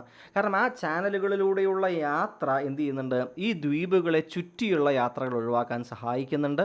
ഇപ്പം മലാക്ക സ്ട്രെയിറ്റ് പോലെ, അതുപോലെ തന്നെ ഇപ്പോൾ പുതിയതായിട്ടുള്ള നമ്മുടെ ന്യൂസിൽ പലപ്പോഴും വന്നിട്ടുണ്ടായിരുന്ന പല എന്തുണ്ട്, പുതിയ പുതിയ സ്ട്രെയിറ്റുകളെ കുറിച്ച് എന്തുണ്ട് നമുക്ക് പലപ്പോഴും കാണാനായിട്ട് പറ്റുന്നുണ്ട്. അപ്പോൾ ഈ രീതിയിൽ നമ്മൾ കാണുന്ന പല സ്ട്രെയിറ്റുകളും പല ചാനലുകളും നമ്മളുടെ ചാനലിൽ തന്നെ, ചാനലിൻ്റെ ഒരു യൂട്യൂബിൽ കിടക്കുന്നുണ്ട്, ഇമ്പോർട്ടൻറ്റ് സ്ട്രെയിറ്റ്സ് എന്ന് വെച്ചിട്ട് ഒരു ക്ലാസ് ഉണ്ട്. അതിൽ നമ്മൾ വളരെ പ്രധാനപ്പെട്ട സ്ട്രെയിറ്റുകളുടെ ഒക്കെ നമ്മൾ കാര്യങ്ങൾ അതിൽ എന്ത് ചെയ്തിട്ടുണ്ടായിരുന്നു, ചർച്ച ചെയ്തിട്ടുണ്ടായിരുന്നു. ഈ രീതിയിൽ 10 ഡിഗ്രി ചാനൽ ഏത് ഭാഗത്താണ് എന്നതാണ് എന്ത് ചെയ്യുന്നത്, ഇവിടെ ചോദിക്കുന്നത്. 10 ഡിഗ്രി ചാനൽ എവിടെയാണ് എന്നതാണ് ചോദ്യം. എവിടെയാണെന്ന് കൂട്ടുകാർക്ക് അറിയാമോ? 10 ഡിഗ്രി ചാനൽ എന്ന് പറയുന്നത് ആൻഡമാൻ ആൻഡ് നിക്കോബാർ ഐലൻഡുകളെയാണ് എന്ത് ചെയ്യുന്നത്. 10 degree channel Andaman and Nicobar ഐലൻഡുകളുടെ ഇടയിലൂടെയുള്ള ചാനലിനെയാണ് 10 ഡിഗ്രി ചാനൽ എന്ന് നമ്മൾ വിളിക്കുന്നത്. മനസ്സിലാവുന്നുണ്ടോ? ഇതുപോലെ 8 ഡിഗ്രി ചാനലുണ്ട്. 8 ഡിഗ്രി ചാനൽ ഏതാണെന്ന് അറിയോ കൂട്ടുകാർക്ക്? അത് എന്ന് പറയുന്നത് നമ്മൾ ലക്ഷദ്വീപ് ഐലൻഡുകളിലെ, ലക്ഷദ്വീപ് ഐലൻഡുകളിൽ ഏറ്റവും താഴെയായിട്ട് വരുന്ന ഐലൻഡാണ് മിനിക്കോയ് ഐലൻഡ്. ഏതാണ്? മിനിക്കോയ് ഐലൻഡ്. മനസ്സിലാവുന്നുണ്ടോ? ഈ മിനിക്കോയ് ഐലൻഡ് കഴിഞ്ഞാൽ പിന്നെ ഇവിടെ നിന്ന് താഴത്തേക്ക് എന്താണ്? പിന്നെ താഴത്തേക്ക് കിടക്കുന്നത് മാൽദീവ്സ് ആണ്. ഏതാ കിടക്കുന്നത്? പിന്നെ അവിടെ കിടക്കുന്നത് മാൽദീവ്. ഈ മിനിക്കോയ് ഐലൻഡിൻ്റെയും മാൽദീവ്സിൻ്റെയും ഇടയിലുള്ള ഈ ചാനലിനെയാണ് 8 ഡിഗ്രി ചാനൽ എന്ന് നമ്മൾ വിളിക്കുന്നത്. അപ്പം 9 ഡിഗ്രി ചാനൽ എന്താ അറിയോ കൂട്ടുകാർക്ക്? 9 ഡിഗ്രി ചാനൽ എന്ന് പറയുന്നത് മിനിക്കോയ് ഐലൻഡിനെ ബാക്കിയുള്ള ലക്ഷദ്വീപ് ദ്വീപ സമൂഹവുമായിട്ട് ഡിവൈഡ് ചെയ്യുന്ന ചാനലിനെയാണ് 9 ഡിഗ്രി ചാനൽ എന്ന് വിളിക്കുന്നത്. അപ്പോൾ കൃത്യമായി മനസ്സിലായ കൂട്ടുകാർക്ക്, മാൽദീവ്സ് ലക്ഷദ്വീപാണ്. ലക്ഷദ്വീപിൻ്റെ ഏറ്റവും താഴെയുള്ള ആളാണ് മിനിക്കോയ്. മിനിക്കോയെയും മാൽദീവ്സിനെയും തമ്മിൽ വേർതിരിക്കുന്നത് 8 ഡിഗ്രി ചാനലാണ്. മിനിക്കോയെയും ബാക്കിയുള്ള റെസ്റ്റ് ഓഫ് ദ ലക്ഷദ്വീപ് ഐലൻഡ്സിനെയും തമ്മിൽ വേർതിരിക്കുന്നത് 9 ഡിഗ്രി ചാനലാണ് എന്ന കാര്യം കൂട്ടുകാർ വളരെ കൃത്യമായിട്ട് എന്ത് ചെയ്യുക, ആലോചിക്കുന്നതിന് വേണ്ടിയിട്ട് ശ്രദ്ധിക്കുക. ഓക്കെ ആണല്ലോ? സംശയങ്ങളൊന്നുമില്ല എന്ന് വിശ്വസിക്കുകയാണ്. ഇനി ഈ ചാനലിലൊക്കെ വളരെ ചെറിയ ചാനലുകളാണോ? ഇത് ഒരു കപ്പലിന് പോകാനുള്ള കുഞ്ഞു കുഞ്ഞു ചാനലല്ലെന്ന് ആലോചിക്കണം. കാരണം ഇപ്പോൾ ഈ 9 ഡിഗ്രി ചാനൽ നിങ്ങൾ നോക്കുകയാണല്ലോ, മിനിക്കോയും ലക്ഷദ്വീപും തമ്മിലുള്ള ഇത് തമ്മിലുള്ള വീതി എന്ന് പറയുന്നത് ഏതാണ്ട് 200 കിലോമീറ്ററാണ്. മനസ്സിലാവുന്നുണ്ടോ? 200 കിലോമീറ്ററാണ്. 200 കിലോമീറ്റർ എന്ന് വെച്ചാൽ ഏതാണ്ട് കേരളത്തിൻ്റെ മുക്കാഭാഗം, തെക്ക് നിന്ന് എന്താ പറയുക, വടക്ക് നിന്ന് എത്തേണ്ട പകുതി ദൂരമായി 200 കിലോമീറ്റർ എന്ന് വെച്ച് കഴിഞ്ഞാൽ. മനസ്സിലാവുന്നുണ്ടോ? അപ്പോൾ അത്രയും എന്തുണ്ട്, കിലോമീറ്റർ വൈഡാണ് മിനിക്കോയ് ആൻഡ് മെയിൻ ലക്ഷദ്വീപ് ആർക്കിപ്പെലാഗോനെ തമ്മിൽ വേർതിരിക്കുന്ന ഈ 9 ഡിഗ്രി ചാനലിൻ്റെ ഒരു വീതി എന്ന് പറയുന്നത് എന്ന കാര്യം കൂടി കൂട്ടുകാരെന്ത് ചെയ്യുക, ഈ സമയത്ത് ആലോചിക്കുന്നതിന് വേണ്ടിയിട്ട് ശ്രദ്ധിക്കുക. ഓക്കെ ആണല്ലോ? അപ്പോൾ 10 ഡിഗ്രി, 9 ഡിഗ്രി, 8 ഡിഗ്രി ചാനലുകൾ ഏതെല്ലാമാണ് എന്ന് നമ്മൾ മനസ്സിലാക്കിയിട്ടുണ്ട്. അടുത്ത ചോദ്യം, which of the following correctly depicts Indian standard time? Indian standard ടൈമിനെ കൃത്യമായിട്ട് ഡെപിക്റ്റ് ചെയ്യുന്നത് അല്ലെങ്കിൽ ചൂണ്ടിക്കാണിക്കുന്നത് ഈ പറഞ്ഞിട്ടുള്ളവയിൽ ഏത് ആണ് എന്നതാണ് ചോദ്യം. ഇതെന്താണ്? GMT എന്ന് വെച്ചാൽ ഗ്രീൻവിച്ച് മീൻ ടൈം എന്നാണ് ഇതിനെ പറയുന്നത്. അതായത് നമ്മൾ എന്ത് ചെയ്യാറുണ്ട്, നമ്മളെപ്പോഴും നമുക്കറിയാം കൂട്ടുകാർക്ക്, നമ്മൾ ഗ്രീൻവിച്ച് ടൈമിനെ ആ ലാറ്റിറ്റ്യൂഡിനെ അടിസ്ഥാനമാക്കിയിട്ട് അതിനെയാണ് നമ്മൾ 0 ഡിഗ്രി ടൈം ലൈനായിട്ട്, നമ്മൾ 0 ഡിഗ്രി ലാറ്റിറ്റ്യൂഡായിട്ട് എടുക്കാറുള്ളത്. ഈ ടൈം ലൈനിൽ വെച്ചിട്ട് അങ്ങോട്ട് എവിടേക്കാണ് നമ്മൾ ക്ലാസ്സിൽ വിശദമായി പറഞ്ഞാണ്. അതുകൊണ്ട് നമ്മൾ ഇനി കുറേ അധികം ഇതിനെ വർണ്ണിക്കാൻ നിൽക്കുന്നില്ല. ഈസ്റ്റിലേക്കും അതുപോലെ തന്നെ വെസ്റ്റിലേക്കും നമ്മൾ എന്ത് ചെയ്യും, പോവും അല്ലേ. ഈ 0 ഡിഗ്രിയുടെ തൊട്ടപ്പുറത്ത് എന്തുണ്ട്, ഭൂമിയുടെ മറുവശത്തായിട്ട് 180 ഡിഗ്രി ലാറ്റിറ്റ്യൂഡ് കിടക്കുന്നുണ്ട് അല്ലേ. 180 ഡിഗ്രി ലാറ്റിറ്റ്യൂഡ്, അതിനെ എന്ത് പേരിലാണ് വിളിക്കാറുള്ളത് നമ്മൾ? ഇൻ്റർനാഷണൽ ഡേറ്റ് ലൈൻ എന്ന് വിളിക്കും അല്ലേ. ഇൻ്റർനാഷണൽ ഡേറ്റ് ലൈൻ അങ്ങോട്ടോ ഇങ്ങോട്ടോ കടക്കുമ്പോഴാണ് ഒരു ദിവസത്തിൻ്റെ വ്യത്യാസം ഉണ്ടാകുന്നത് എന്ന കാര്യവും കൂട്ടുകാർക്ക് അറിയാം അല്ലേ. ഇനി ഈ 0 ഡിഗ്രി എന്ന് പറയുന്ന ഈ ഒരു prime Meridian, Greenwich Meridian time ലൈനിനെ നമ്മൾ എന്ത് പേരിൽ കൂടിയാണ് വിളിക്കാറുള്ളത്? പ്രൈം മെറിഡിയൻ എന്ന് കൂടി അതിനെ വിളിക്കാറുണ്ട്. അപ്പോൾ ഈ പ്രൈം മെറിഡിയൻ അഥവാ 0 ഡിഗ്രി ലാറ്റിറ്റ്യൂഡ്, ഇതിൽ നിന്നും എത്രത്തോളം ഈസ്റ്റിലേക്കാണെങ്കിൽ എന്ത് ചെയ്യും, നമ്മൾ സമയം പ്ലസ് ചെയ്യും. വെസ്റ്റിലേക്കാണെങ്കിൽ നമ്മൾ എന്ത് ചെയ്യും, നമ്മൾ സമയം മൈനസ് ചെയ്യും അല്ലേ. ഇനി ഈ ഗ്രീൻവിച്ച് ലൈനിൻ്റെ ഈസ്റ്റേൺ സൈഡിലാണോ വെസ്റ്റേൺ സൈഡിലാണോ നമ്മൾ കിടക്കുന്നത്? നമുക്കറിയാം ഇന്ത്യ ഗ്രീൻവിച്ച് ലൈൻ എന്ന് വെച്ചാൽ എവിടെയാണ്? ലണ്ടനിലൂടെയാണ് അത് കടന്നു പോകുന്നത് അല്ലേ. എവിടെയാണ്? ലണ്ടനിലൂടെയാണ് കടന്നു പോകുന്നത്. അപ്പോൾ ഇതിൻ്റെ ഈസ്റ്റേൺ സൈഡിലാണെന്ന് നമുക്ക് ഓൾറെഡി അറിയാം. അതുകൊണ്ട് തന്നെ ഈ ഗ്രീൻവിച്ച് മീൻ ടൈമിൽ നിന്ന് പ്ലസ് ആണ് ഇന്ത്യയിലേക്കെന്ന് നമുക്ക് ഓൾറെഡി അറിയാം. അപ്പം തന്നെ ആദ്യത്തെ 2 ഓപ്ഷൻ എന്ത് ചെയ്തു, പോയി കഴിഞ്ഞു. കാരണം ഗ്രീൻവിച്ച് മീൻ ടൈമിൽ നിന്ന് മൈനസ് ആണ് ഈ 2 സ്ഥലങ്ങളിൽ നിന്നും ചെയ്യുന്നത്, ഇവിടെയാണ് പ്ലസ് ചെയ്യുന്നത്. ഇനി എത്രത്തോളം മുന്നിലാണ് നമ്മൾ? 5.5 മണിക്കൂർ മുൻപിലാണ്. 5.5 hours മുമ്പിലാണ് നമ്മൾ കിടക്കുന്നത്. അതുകൊണ്ട് തന്നെ ആൻസർ എത്രയായിരിക്കും? തേർഡ് വണ്ണാണ് നമ്മുടെ ആൻസർ.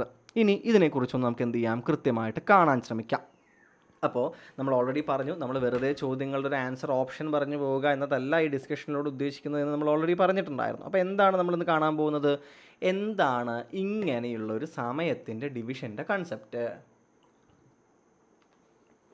കാരണം പലപ്പോഴും ഡയറക്റ്റ്ലി ഇങ്ങനെ വെറുതെ ഒരു ചോദ്യം ചോദിക്കുക എന്നതിനുപരിയായിട്ട് വേറെ ചില ചോദ്യങ്ങൾ കൂടി ചോദിച്ച് കാണുന്നുണ്ട്. എന്തൊക്കെയാണ് ആ ചോദ്യങ്ങൾ?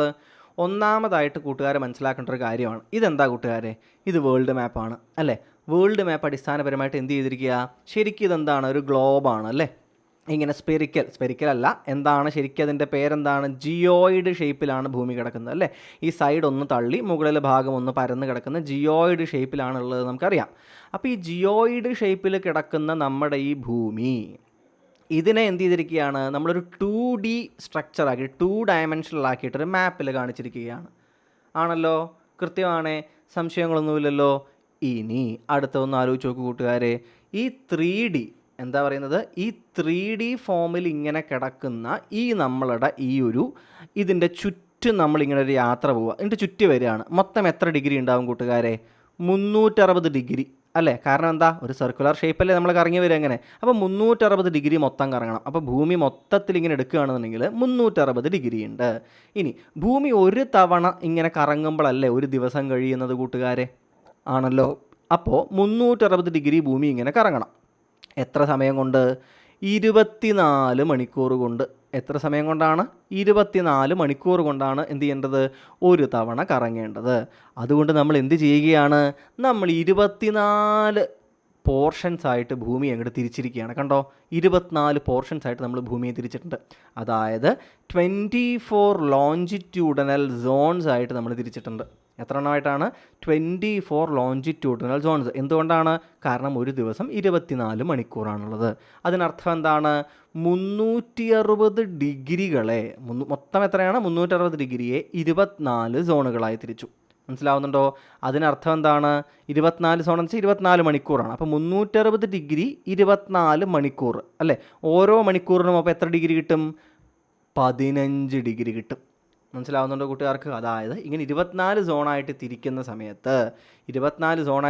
സമയത്ത് ഒരു സോൺ എന്ന് വെച്ചാൽ 15 ഡിഗ്രി ആയിരിക്കും. അതായത് ഒന്നുകൂടി വ്യക്തമായിട്ട് പറഞ്ഞാൽ എന്താ കൂട്ടുകാരെ അർത്ഥം? ഇത് നോക്കൂ, നമ്മളുടെ പ്രൈം മെറിഡിയൻ എന്ന് പറയുന്നത് 0 ഡിഗ്രിയാണ്. അതിൽ നിന്ന് 15 ഡിഗ്രിയുടെ അപ്പുറത്തുള്ള ലോഞ്ചിറ്റ്യൂഡിൻ്റെ ആ ഏരിയ നമ്മൾ എടുത്താൽ, അതായത് ആഫ്രിക്കയിലെ ഇവിടുത്തെ ഈ സമയത്ത് എന്തായിരിക്കും? 12 മണിയാണ് ഉച്ചയ്ക്ക്, നൂൺ 12 മണിയാണ് എന്നുണ്ടെങ്കിൽ ആഫ്രിക്കയുടെ 15 ഡിഗ്രി, അതായത് ഈ പോയിന്റിൽ നിന്നും 15 ഡിഗ്രി അപ്പുറത്തുള്ള ഈ പോയിന്റ് എടുത്താൽ അവിടെ എത്രയായിരിക്കും? 1 മണിക്കൂർ മുന്നിലായിരിക്കും. അതായത് ഉച്ചയ്ക്ക് അവിടെ ഓൾറെഡി 1 മണിയായിട്ടുണ്ടാകും. മനസ്സിലാവുന്നുണ്ട് കൂട്ടുകാർക്ക്? ഇതേ വര വെച്ച് നോക്കിയാൽ മതി കൂട്ടുകാർക്ക് ഈ പറയുന്ന കൺസെപ്റ്റ് മനസ്സിലാവുന്ന കൂട്ടുകാർക്ക്. അതേസമയം സൗദി അറേബ്യയിലുള്ള അതേ ഭാഗം എടുക്കുകയാണ് എന്നുണ്ടെങ്കിലോ അതേതാണ്ട് 45 ഡിഗ്രി മുന്നിലാണ് കിടക്കുന്നത്. ഇവിടത്തെക്കാളും 45 ഡിഗ്രി മുന്നിലാണ്. അപ്പോൾ 45 ഡിഗ്രി എന്ന് പറയുമ്പോൾ എത്ര മണിക്കൂർ മുന്നിലായി? 15 ഡിഗ്രി എന്ന് പറയുന്നത് 1 മണിക്കൂറാണെന്നുണ്ടെങ്കിൽ 45 ഡിഗ്രി എന്ന് പറയുന്നത് 15 × 3 അല്ലേ? അതായത് 1 × 3, അതായത് 3 മണിക്കൂർ എന്തായിരിക്കും? മുന്നിലായിരിക്കും. അത് തന്നെയല്ലേ ഇതാ നോക്കൂ, സൗദിയിലെ മുകളിൽ കാണുന്നത് ഇവിടെ 12 മണി, ഇവിടെ ഇതാ 3 മണിയായിരിക്കുന്നു. കൃത്യമായി മനസ്സിലാവുന്നുണ്ടോ കൂട്ടുകാർക്ക്? ഇങ്ങനെയാണ് എന്ത് ചെയ്യുന്നത്? നമ്മൾ ഓരോ ഇടത്തും ഓരോ സമയമാണെന്ന് പറയും. നമ്മൾ പറയില്ലേ അമേരിക്കയിൽ നമ്മളെക്കാളും ഇത്രയും പിന്നിലാണ് എന്നൊക്കെ നമ്മൾ പറയില്ലേ? ഇനി ഒന്ന് കൂട്ടുകാർ ആലോചിച്ച് നോക്കൂ കൂട്ടുകാരെ, നമുക്കെന്താണ് ഒരു കാര്യം കൂടി ഒന്ന് കിട്ടുമോ എന്ന് നമുക്കൊന്ന് നോക്കാം. എങ്ങനെയാണ് നമുക്ക് കിട്ടാൻ ശ്രമിക്കുന്നത്? ഇന്ത്യയെ തന്നെ നമുക്കൊന്ന് എന്ത് ചെയ്യാം? നമുക്ക് അളക്കാനായിട്ട് നോക്കാം. എങ്ങനെയാണ്? ഇവിടെ 12 മണിയാണ് അല്ലേ? ഇവിടെ എത്രയാണ്? 12 മണിയാണ്. 12 മണിയായിരിക്കുന്ന സമയത്ത് ഇന്ത്യയിൽ എവിടെയാണ്? ഇവിടെ ഇത് 5 മണിക്കൂറിൻ്റെ കണ്ടു. നമ്മൾ എടുത്തിരിക്കുന്നത് ഏതാണ്? ഇപ്പോൾ ഒരു രാജ്യം എങ്ങനെയുണ്ടെന്ന് വിചാരിക്കും. ഇങ്ങനെ ഒരു രാജ്യമുണ്ട്. ഈ രാജ്യത്തിൻ്റെ മൊത്തത്തിലുള്ള ഈ എക്സ്പാൻസ്, അതായത് ലോഞ്ചിറ്റ്യൂഡ് എന്താണ്? 15 ഡിഗ്രി ഇപ്പുറത്തുള്ള ലോഞ്ചിറ്റ്യൂഡിന് എത്രയായിരിക്കുമെന്ന് നമുക്ക് പറഞ്ഞിട്ടുണ്ട്. 15 ഡിഗ്രി ഇപ്പുറത്തുള്ള ലോഞ്ചിറ്റ്യൂഡ് 1 അവർ വ്യത്യാസം ഉണ്ടാവും, ഈ വരയും ഈ വരയും തമ്മിൽ അല്ലേ? ഇപ്പുറത്തുള്ള എന്താവും? പിന്നെയും 1 അവർ കൂടി വ്യത്യാസം ഉണ്ടാവും. ഇവിടെയാണ് ഇന്ത്യയുടെ പ്രത്യേകത വരുന്നത്. എന്താണ്? നമ്മളുടെ മൊത്തത്തിലുള്ള നമ്മളുടെ വെസ്റ്റ് മുതൽ ഈസ്റ്റ് വരെയുള്ള എക്സ്പാൻസ് നോക്കിക്കഴിഞ്ഞാൽ അത് മൊത്തത്തിൽ ഏതാണ്ട് ഇവിടെ മുതൽ ഇവിടെ ഒരു വര വരച്ച് ഇവിടെ ഒരു വര വരയ്ക്കുമ്പോൾ നമുക്ക് മൊത്തത്തിൽ ഇവ തമ്മിൽ 30 ഡിഗ്രി എന്തുണ്ട്, എക്സ്പാൻസ് ഉണ്ട്. മനസ്സിലാവുന്നുണ്ടോ കൂട്ടുകാർക്ക്?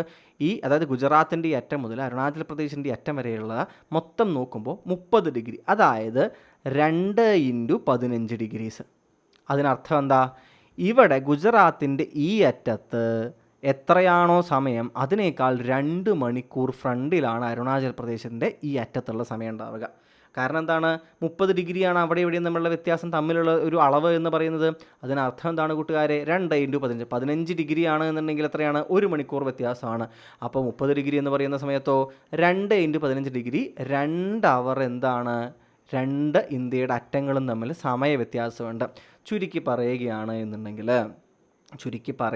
എന്നുണ്ടെങ്കിൽ ഇവിടെ, അതായത് ഈസ്റ്റേൺ സൈഡിൽ ആദ്യമായിട്ട് സൂര്യൻ ഉദിക്കുന്ന സമയത്ത് ഇവിടെ 6 മണിക്ക്, രാവിലെ 6 മണി മോർണിംഗിൽ സൂര്യൻ ഉദിക്കുന്ന സമയത്ത് ഗുജറാത്തിലെ ആളുകൾ 4 മണി AM സുഖമായി കിടന്നുറങ്ങുമായിരിക്കും ഇവിടുത്തെ ആൾക്കാർ. മനസ്സിലാവുന്നുണ്ട്? ഇവിടെ 6 മണിക്ക് സൂര്യൻ ഉദിച്ചിട്ടുണ്ടാകും, കാരണം 2 മണിക്കൂർ പിന്നിലാണ് ഇവിടെ. മനസ്സിലാവുന്നുണ്ടോ കൂട്ടുകാർക്ക്? കൺസെപ്റ്റ് മനസ്സിലാവുന്നുണ്ടോ? ഇതുകൊണ്ട് തന്നെ നമ്മൾ എന്ത് ചെയ്തു? 2 പേരുടെ ഏതാണ്ട് നടുക്ക് വരുന്ന ഒരു ഭാഗം എടുത്തു. എന്നിട്ട് അത് ഇന്ത്യയുടെ സ്റ്റാൻഡേർഡ് ടൈമാക്കി മാറ്റി. എന്താക്കി മാറ്റി? ഇന്ത്യയുടെ സ്റ്റാൻഡേർഡ് ടൈമാക്കി മാറ്റി. ഈ ഇന്ത്യൻ സ്റ്റാൻഡേർഡ് മെറിഡിയൻ എന്ന് പറയുന്നത് 82.5 ഡിഗ്രിയാണ് നമ്മളെടുത്തത്.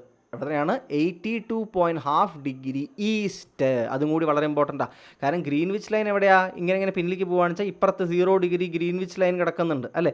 ഇതിൽ നിന്ന് ഈസ്റ്റേൺ സൈഡിലോട്ട് 5.5 മണിക്കൂർ ഇപ്പുറത്ത്. എങ്ങനെ 5.5 മണിക്കൂർ കിട്ടിയ കൂട്ടുകാരെ? നമ്മൾ 82.5 ഡിഗ്രി എന്തുകൊണ്ട് എടുത്തു? നമുക്ക് കുറച്ചുകൂടി എളുപ്പം 80 ഡിഗ്രി എടുക്കാനല്ലേ? അല്ലെങ്കിൽ നമുക്ക് 90 ഡിഗ്രി എടുത്തൂടെ? അതും അല്ലെങ്കിൽ 85 ഡിഗ്രി എടുത്തൂടെ? എന്തുകൊണ്ടാണ് 82.5 ഡിഗ്രി എടുത്തിരിക്കുന്നത്? ഇതിന് കാരണം എന്താണെന്നറിയോ? നമ്മൾ ഈ ഡിഗ്രി അളവിനെയല്ല ഇമ്പോർട്ടൻ്റ് ആക്കി എടുക്കുന്നത്. നമ്മൾ എടുക്കുന്ന സമയം നമുക്ക് എന്ത് ചെയ്യണം? റൗണ്ട് ഓഫ് ചെയ്ത് കിട്ടണം. നമ്മൾ എന്ത് ചെയ്തു? 5.5 മണിക്കൂർ എന്നത് കിട്ടാൻ വേണ്ടിയിട്ടാണ് നമ്മൾ 82.5 ഡിഗ്രി എടുത്ത്. കാരണം എന്താ? 15ൻ്റെ ഗുണങ്ങളായിട്ട് നിങ്ങൾ നോക്കി നോക്കൂ. 15 × 5 എത്രയാണ്? 75 ഡിഗ്രി എത്തി അല്ലേ? 75 ഡിഗ്രി ഏതാണ്ട് കുറച്ചുകൂടി ഇവിടെ എത്തും. പക്ഷെ അപ്പോഴും എന്താണ്? അത് എടുത്തു കഴിഞ്ഞാൽ ഒരു കൂട്ടർക്ക് എന്താകും? അത് വല്ലാണ്ട് ബുദ്ധിമുട്ടുണ്ടാകും. ഇപ്പോൾ നിങ്ങളൊന്ന് ആലോചിച്ച് നോക്കൂ. ഡൽഹിയാണ് തലസ്ഥാനം അല്ലേ? ഡൽഹിയുടെ അവിടെയാണ് നമ്മൾ എടുത്തിരിക്കുന്നത് എന്ന് കൂട്ടുകാർ വിചാരിക്കുക. വെറുതെ എന്ത് ചെയ്യുക? ഒന്ന് സങ്കല്പിക്കുക. ഡൽഹിയുടെ അവിടെയാണ് എടുത്തിരിക്കുന്നത് എന്ന് എന്ത് ചെയ്യുക? കൂട്ടുകാർ വെറുതെ ഒന്ന് എന്ത് ചെയ്യുക? ഒന്ന് സങ്കല്പിക്കുക. ഒരു ജസ്റ്റ് ഫോർ എന്താ പറയുന്നത്, ഒരു രസത്തിന് വേണ്ടി സങ്കല്പിക്കുക. ഡൽഹി എന്ന് പറയുന്നത് ഏതാണ്ട് 77 ഡിഗ്രിയുടെ അവിടെയാണ്. എത്രയാണ്? 77 ഡിഗ്രിയാണ്. നമുക്ക് 75 എന്ന് വെക്കാം ഈ കണക്കിന് വേണ്ടിയിട്ട്. അപ്പോൾ 5 മണിക്കൂർ എത്രയാണ്? 5 മണിക്കൂർ എത്രയാണ്? ഗ്രീൻവിച്ച് ടൈമിൻ്റെ മുന്നിലായിട്ടാണ് നമ്മൾ. മനസ്സിലാവുന്ന കൂട്ടർക്ക്? ഈ 5 മണിക്കൂർ മുന്നിൽ നിന്ന് നമ്മൾ എടുത്തു കഴിഞ്ഞാൽ അതിൻ്റെ ഒരു വ്യത്യാസം എന്താ വരുന്നത്? ഇവിടുത്തെ സമയം എത്രയാണോ അവിടെ നിന്ന് ഇങ്ങോട്ട്, അതായത് ഗുജറാത്തിൻ്റെ ഈ സൈഡിലേക്ക്, രാജസ്ഥാൻ്റെ ഈ സൈഡിലേക്ക് വളരെ ചെറിയ ഡിഫറൻസേ ഉണ്ടാവുന്നുള്ളൂ. പക്ഷേ അരുണാചൽ പ്രദേശിൻ്റെ അവിടേക്ക് നോക്കൂ, ഇവർക്ക് ഒരുപാട് സമയം എന്താകും ഇവർക്ക്. കാരണം ഈ ഒരു സമയം, സ്റ്റാൻഡേർഡ് മെറിഡിയൻ ഏതാണോ നമ്മൾ നിശ്ചയിക്കുന്നത്, ആ സമയമാണ് ഇന്ത്യ ഒട്ടാകെയുള്ള എല്ലാവരുടെയും വാച്ചിലുണ്ടാവുക. മനസ്സിലാവുന്നുണ്ടോ കൂട്ടുകാർക്ക്? അതുകൊണ്ട് ഡൽഹി ആണല്ലോ പൊളിറ്റിക്കൽ ക്യാപിറ്റൽ എന്ന് വെച്ചിട്ട് ഡൽഹി എടുത്താൽ ആ സമയം പക്ഷേ അരുണാചൽ പ്രദേശിന് വളരെ, നോർത്ത് ഈസ്റ്റിന് മൊത്തം ഭയങ്കര ബുദ്ധിമുട്ടുണ്ടാക്കും. കാരണം ഇവിടെ രാവിലെ 6 മണി എന്ന സമയം നമ്മൾ എങ്ങനെ എടുക്കുകയാണെന്ന് വിചാരിക്കും. 75 ഡിഗ്രിയുടെ അവിടെ 6 മണിയെന്ന് എടുക്കുകയാണെന്ന് കൂട്ടുകാരെന്ത് ചെയ്യുക? വിചാരിക്കൂ. അതിനേക്കാളും ഏതാണ്ട് 1.5 മണിക്കൂറോളം എന്തായിരിക്കും മുമ്പ് ഇവിടെ 6 മണി ആയി കഴിഞ്ഞു. അപ്പോൾ അരുണാചൽ പ്രദേശിലെ ആൾക്കാർ ഓൾറെഡി സൂര്യനെ കണ്ട് ഏതാണ്ട് ശരിക്കും കാൽക്കുലേറ്റ് ചെയ്യാന്ന് വെച്ചാൽ ഒരു 7:30 മണി അവരുടെ പകലായിട്ട് വേണം എന്ത് ചെയ്യാൻ? ഇന്ത്യ സ്റ്റാൻഡേർഡ് മെറിഡിയൻ ഇവിടെ ചൂസ് ചെയ്തത് കാരണം ഇവിടെ ആ സമയമാവാൻ. അതുകൊണ്ട് നമ്മൾ എന്ത് ചെയ്തു? ഈ 2 അറ്റങ്ങളുടെയും ഏതാണ്ട് നടുക്ക് വരുന്നൊരു ഭാഗം എടുത്തു. അതും നമുക്ക് കാൽക്കുലേറ്റ് ചെയ്യാൻ എളുപ്പത്തിന് 5.5 മണിക്കൂർ എന്നെടുക്കാൻ പറ്റുന്ന രീതിയിൽ 82.5 ഡിഗ്രി എടുത്തു. കാരണം 75 പ്ലസ് 7.5 ഡിഗ്രിയാണത്. അപ്പോൾ 15 ഡിഗ്രി എന്ന് വെച്ച് കഴിഞ്ഞാൽ 1 മണിക്കൂറാണ് എന്നുണ്ടെങ്കിൽ 7.5 ഡിഗ്രി എന്ന് വെച്ചാൽ എത്രയാണ്? ഹാഫ് ആൻ അവർ അല്ലേ? അതുകൊണ്ടാണ് നമ്മൾ എന്ത് ചെയ്തത്? നമ്മൾ 7.5 ഡിഗ്രി, 75 പ്ലസ് 7.5 82.5 ഡിഗ്രി ഈസ്റ്റ് എടുത്തു. അതെന്ന് വെച്ചാൽ എത്രയായി? ഗ്രീൻവിച്ച് ടൈമിനേക്കാളും 5 മണിക്കൂർ 30 മിനിറ്റ് അഹെഡ് ഓഫ് ഗ്രീൻവിച്ച് ടൈമാക്കി മാറ്റി നമ്മൾ. ഈ പറഞ്ഞ ഓരോരോ പോയിന്റുകളും ഇമ്പോർട്ടൻ്റ് ആയിട്ടുള്ള കാര്യങ്ങളാണ്. ഈ പറഞ്ഞ ഓരോ പോയിന്റുകൾ ഇമ്പോർട്ടൻ്റ് ആണ്. 82 ഡിഗ്രി ഈസ്റ്റാണ് എന്നുള്ള കാര്യം, 5.5 മണിക്കൂർ ഹെഡ് ഓഫ് ഗ്രീൻവിച്ച് എന്നതാണ് അതിൻ്റെ അർത്ഥം എന്നുള്ളത്. ഇത് കടന്നു പോകുന്നത് അലഹാബാദിന് അടുത്തുള്ള മിർസാപൂർ എന്ന് പറയുന്ന സ്ഥലത്താണ് എന്ന കാര്യം. ഇവയൊക്കെ കൂട്ടുകാർ ആലോചിക്കുക. മറ്റൊരു പ്രധാനപ്പെട്ട കാര്യമുണ്ട്. എന്താണ് ഇത്? ഉത്തർപ്രദേശ്, മധ്യപ്രദേശ്, ഛത്തീസ്ഗഡ്, ഒഡീഷ, ആന്ധ്രാപ്രദേശ് എന്നിങ്ങനെ 5 സംസ്ഥാനങ്ങളിലൂടെ കടന്നു പോകുന്നു എന്ന കാര്യം കൂടി കൂട്ടുകാർ ആലോചിക്കേണ്ടതുണ്ട്. ഉത്തർപ്രദേശ്, മധ്യപ്രദേശ്, ഛത്തീസ്ഗഡ്, ഒറീസ, ആന്ധ്രാപ്രദേശ് എന്നിങ്ങനെ 5 ഇടങ്ങളിൽ കൂടി എന്ത് ചെയ്യുന്നുണ്ട്? ഇത് കടന്നു പോകുന്നുണ്ട് എന്ന കാര്യം കൂടി എന്ത് ചെയ്യുക? കൂട്ടുകാർ വളരെ കൃത്യമായിട്ട് ആലോചിക്കുന്നതിന് വേണ്ടിയിട്ട് ശ്രദ്ധിക്കുക. ഓക്കെ ആണല്ലോ? ഇതും അതായത് ഈ സ്ലൈഡിൽ നിങ്ങൾ കാണുന്ന ഓരോ കാര്യങ്ങൾ, ഇതിന് തൊട്ട് മുമ്പുള്ള ഈ സ്ലൈഡിൽ കണ്ട ഈ കൺസെപ്റ്റുകൾ, ഇവയെല്ലാം ചോദ്യങ്ങളായി വന്നിട്ടുണ്ട്. പ്രത്യേകിച്ച് ഈ അവസാനത്തെ പോയിന്റ്. കാരണം 15 ഡിഗ്രി 1 മണിക്കൂറാണ് എന്നത് മാത്രം പഠിച്ചാൽ പോരാ, 1 ഡിഗ്രി എത്രയാണെന്ന് കൂടി പഠിക്കണം. അതെങ്ങനെയാ? 15 ഡിഗ്രി എന്ന് വെച്ച് കഴിഞ്ഞാൽ എത്രയാണ്? 1 മണിക്കൂർ വെച്ച് എത്രയാണ്? 60 മിനിറ്റ്സ് ആണ് അല്ലേ? അപ്പോൾ 4 മിനിറ്റ് എത്രയാണ് എന്ന് എന്ത് ചെയ്യുക? ആലോചിക്കുക. 60/4 എന്ന രീതിയിൽ, ക്ഷമിക്കണം, 60 എന്ത് ചെയ്യേണ്ടതുണ്ട്? 1 ഡിഗ്രി. 15 ഡിഗ്രി എന്ന് വെച്ചാൽ 60 മിനിറ്റ്സ് ആണെങ്കിൽ 1 ഡിഗ്രി എന്നുള്ളത് എത്രയാകും? അത് 4 മിനിറ്റ്സ് ആയിട്ട് മാറും. മനസ്സിലാവുന്നുണ്ട് കൂട്ടുകാർക്ക്? കൃത്യമാണല്ലോ? അതിൽ പ്രത്യേകിച്ച് സംശയങ്ങളൊന്നുമില്ല എന്ന് വിശ്വസിക്കുന്നു. അടുത്ത ഭാഗത്തേക്ക് പോവുകയല്ലേ നമ്മൾ? അടുത്ത ചോദ്യം. അപ്പോൾ നമ്മളിതിൻ്റെ ആൻസർ എങ്ങനെയാണ് ഗ്രീൻവിച്ച് ടൈമിനേക്കാളും 5.5 ഡിഗ്രി മുന്നിലായിട്ട് നമുക്ക് കിട്ടിയത് എന്ന് കൂട്ടുകാർക്ക് മനസ്സിലായിട്ടുണ്ടാകുമെന്ന് വിശ്വസിക്കുകയാണ്. അടുത്ത ഭാഗത്തേക്ക് എന്ത് ചെയ്യാം? നമുക്ക് കടക്കാം. അടുത്ത ചോദ്യം. Indian standard time is ahead of Greenwich mean time by. ഇനി ആൻസർ എല്ലാം എക്സ്പ്ലെയിൻ ചെയ്യേണ്ട ആവശ്യമുണ്ടോ? കൂട്ടുകാർക്ക് വളരെ എളുപ്പത്തിൽ ആൻസർ കിട്ടിക്കൂടെ? എന്താണ്? അഹെഡ് ബൈ 5.5 മണിക്കൂർ, 5 hours 30 minutes അഹെഡ് ആണ് എന്ത്? Indian standard time ahead of Greenwich time. കൃത്യമാണല്ലോ? ഇനി കഥ പറയേണ്ട ആവശ്യമില്ലെന്ന് വിശ്വസിക്കുന്നു. അടുത്ത ചോദ്യം നോക്കൂ. Indian standard time is determined by taking meridian of longitude 82.5 degree east as the standard meridian that passes close to. അതായത് എന്താണ് ഇത്? ഈ മെറിഡിയൻ 82.5 ഡിഗ്രി ഈസ്റ്റ് മെറിഡിയൻ, ഇന്ത്യൻ സ്റ്റാൻഡേർഡ് ടൈമിൻ്റെ മെറിഡിയൻ ഏത് ഭാഗത്തിൻ്റെ അടുത്തുകൂടി കടന്നു പോകുന്നു എന്നതാണ് ചോദ്യം. നമ്മൾ അതും പറഞ്ഞില്ലേ? ഏതാണ്? അടുത്തുകൂടെയാണ്. അലഹാബാദിനടുത്തുള്ള മിർസാപൂറിനടുത്തുകൂടിയാണ് എന്ത് ചെയ്യുന്നത്? ഇത് കടന്നു പോകുന്നത് എന്ന കാര്യം കൃത്യമായിട്ട് കൂട്ടുകാർ ആലോചിക്കാനായിട്ട് ശ്രദ്ധിക്കുക. അടുത്തത് നോക്കൂ. There is a time lag of dash from Gujarat to Arunachal Pradesh. നമ്മൾ പറഞ്ഞിട്ടുണ്ടായിരുന്നു അതും നമ്മൾ പറഞ്ഞിട്ടുണ്ടായിരുന്നു. കാരണം ഇന്ത്യയുടെ ഗുജറാത്തിൽ, അത് ഇന്ത്യ നമ്മൾ ഇങ്ങനെ എടുക്കുന്ന സമയത്ത് ഇങ്ങനെ പോയിട്ട് എന്താണ്? അരുണാചൽ പ്രദേശ് ഇവിടെ കിടക്കുന്നു, ഇങ്ങനെ പോയി ഞാൻ വെറുതെ വരയ്ക്കുകയാണ്, റഫായിട്ട് വരയ്ക്കുകയാണ്. ഗുജറാത്ത് ഇവിടെ കിടക്കുന്നു. ഈ 2 ഭാഗങ്ങളും തമ്മിൽ എത്രയാണ്? 30 ഡിഗ്രി ആണ് longitude difference. 30 degree translates into 15 degree into 2. 15 degree എത്രയാണ്? 1 hour ആണ്. 1 hour ഇൻറ്റു 2, അങ്ങനെ മൊത്തത്തിൽ 2 hour ആണ് എന്ന് നമ്മൾ എന്ത് ചെയ്തിരുന്നു? വ്യക്തമായി പറഞ്ഞിരുന്നു. അതുകൊണ്ട് ദ ആൻസർ ഈസ് എത്രയാണ്? 2 hour എന്നുള്ളതാണ് നമ്മുടെ answer. The time lag of dash from time lag of എത്രയാണ്? ഗുജറാത്ത് ടു അരുണാചൽ പ്രദേശ് 2 മണിക്കൂറാണ് എന്ന കാര്യം വളരെ കൃത്യമായിട്ട് കൂട്ടുകാർ ആലോചിക്കുന്നതിന് വേണ്ടിയിട്ട് ശ്രദ്ധിക്കുക. ഓക്കെ ആണോ? സംശയങ്ങളില്ലല്ലോ? കൃത്യമാണ് എന്ന് വിശ്വസിക്കുകയാണ്. കൃത്യമാണ്. ഓക്കെ ആണല്ലോ? സംശയങ്ങൾ ഉണ്ടാവരുത്. ഓക്കെ. ഇനി which of the following countries follow more than 1 time zone? അതായത് ഒന്നിൽ കൂടുതൽ ടൈം സോണ് ഫോളോ ചെയ്യുന്ന താഴെ കാണുന്നവയിൽ രാജ്യമേത് എന്നതാണ് ചോദ്യം. ഇന്ത്യ നമുക്കറിയാം അല്ല. കാരണം നമ്മൾ ഇന്ത്യയിൽ ഒറ്റ സ്റ്റാൻഡേർഡ് ടൈമേ ഉള്ളൂ എന്ന് നമുക്കറിയാം. അർജൻറ്റീന ഡൗട്ടായിരിക്കും, അത് ചിലർക്ക് അറിയില്ല. പക്ഷേ അർജൻറ്റീനയും എന്തല്ല, ഇന്ത്യയിലെ പോലെ തന്നെ ഒരു സിംഗിൾ ടൈം സോണാണ് അർജൻറ്റീനയും. കാരണം അർജൻറ്റീനയുടെ ഒരു ഷേപ്പ് ആലോചിച്ചാൽ നിങ്ങൾക്ക് മനസ്സിലാവും ഞാൻ വിചാരിക്കും. കാരണം നീളത്തിൽ ഇങ്ങനെ കിടക്കുന്ന രാജ്യമാണ്, ഇങ്ങനെ എക്സ്പാൻഡ് ചെയ്ത് കിടക്കുന്ന രാജ്യമല്ല. അപ്പോൾ അവരും ഏതാണ്ട് ഒരു ടൈം സോണേ ഉപയോഗിക്കുള്ളൂ എന്ന് നിങ്ങൾക്ക് ജിയോഗ്രഫിക്കലി ഒരു അറിവുണ്ടെങ്കിൽ നിങ്ങൾക്ക് ഓർക്കാൻ പറ്റുമെന്ന് ഞാൻ വിശ്വസിക്കുകയാണ്. പിന്നെ ഡൗട്ട് US ഉം ചൈനയാണ്. ചൈന നമുക്കറിയാം ഇങ്ങനെ എക്സ്പാൻഡായിട്ട് കിടക്കുന്ന ഒരു രാജ്യമാണ് അല്ലേ. അതുകൊണ്ട് തന്നെ ഈ അറ്റം മുതൽ ഈ അറ്റം വരെ എന്ന് പറയുന്ന സമയത്ത് ഒരുപാട് എന്തുണ്ട് നമുക്കറിയാം. ഭയങ്കര എക്സ്പാൻഡായിട്ട് കിടക്കുന്ന രാജ്യത്തിൻ്റെ സ്ഥിതിക്ക് കുറേ അധികം ലോഞ്ചിറ്റ്യൂഡൽ ഡിഫറൻസ് ഉണ്ട്. ഒരറ്റത്തെ എന്താ പറയുക, ഇപ്പോൾ ഒരു എന്താ പറയുക, ലോഞ്ചിറ്റ്യൂഡിനൽ എക്സ്പാൻസ് എന്ന് നമ്മൾ പറയും. അതിനെന്താണ് ലോഞ്ചിറ്റ്യൂഡിനൽ എക്സ്പാൻസ് എന്നാണ് നമ്മൾ എന്ത് ചെയ്യുന്നത്, നമ്മൾ പറയാറുള്ളത്. ഈ രീതിയിൽ ചൈനയെ നമ്മൾ നോക്കുകയാണ് എന്നുണ്ടെങ്കിൽ, ചൈനയുടെ ലോഞ്ചിറ്റ്യൂഡിനൽ എക്സ്പാൻസ് നമ്മൾ നോക്കുകയാണ് എന്ന് വിചാരിക്കൂ. ഏതാണ്ട് 73 ഡിഗ്രി ഈസ്റ്റ് മുതൽ തുടങ്ങിയിട്ട് 135 ഡിഗ്രി ഈസ്റ്റ് വരെ കിടക്കുന്ന രാജ്യമാണ് ഇത് ചൈന എന്ന് പറയുന്നത്. മനസ്സിലാവുന്നുണ്ട് കൂട്ടുകാർക്ക്? ഇതെന്ന് വെച്ച് കഴിഞ്ഞാൽ എത്രയായി കൂട്ടുകാരെ? 75, 50, 102, 60 ഡിഗ്രി, ഇന്ത്യയുടെ ഇരട്ടിയാണ് എന്തുള്ളത് വ്യത്യാസം. അത് ചൈനയുടെ ഇവിടുത്തെ ഈ ഒരു അറ്റവും അടുത്ത അറ്റവും തമ്മിൽ നോക്കുന്ന സമയത്ത് 60 ഡിഗ്രി എക്സ്പാൻസ് എന്ന് വെച്ച് കഴിഞ്ഞാൽ എത്ര മണിക്കൂർ ഡിഫറൻസ് ആയി രണ്ട് സമയവും തമ്മിൽ? 4 × 15 ഡിഗ്രി. അപ്പം 4 × 1 അവർ, അതായത് 4 hours ഡിഫറൻസ് ആണ് ഈ അറ്റവും ആ അറ്റവും തമ്മിൽ. പക്ഷേ ചൈന എന്താണ് ഡിഫറൻസ് അറിയോ നിങ്ങൾക്ക്? ചൈന സിംഗിൾ ടൈം സോൺ ആണ് ഉപയോഗിക്കുന്നത്. എന്താണ് ഉപയോഗിക്കുന്നത്? ചൈന എന്ന് പറയുന്നത് സിംഗിൾ ടൈം സോൺ ആണ് ആര് ഉപയോഗിക്കുന്നത്? ചൈന ഉപയോഗിക്കുന്നത്.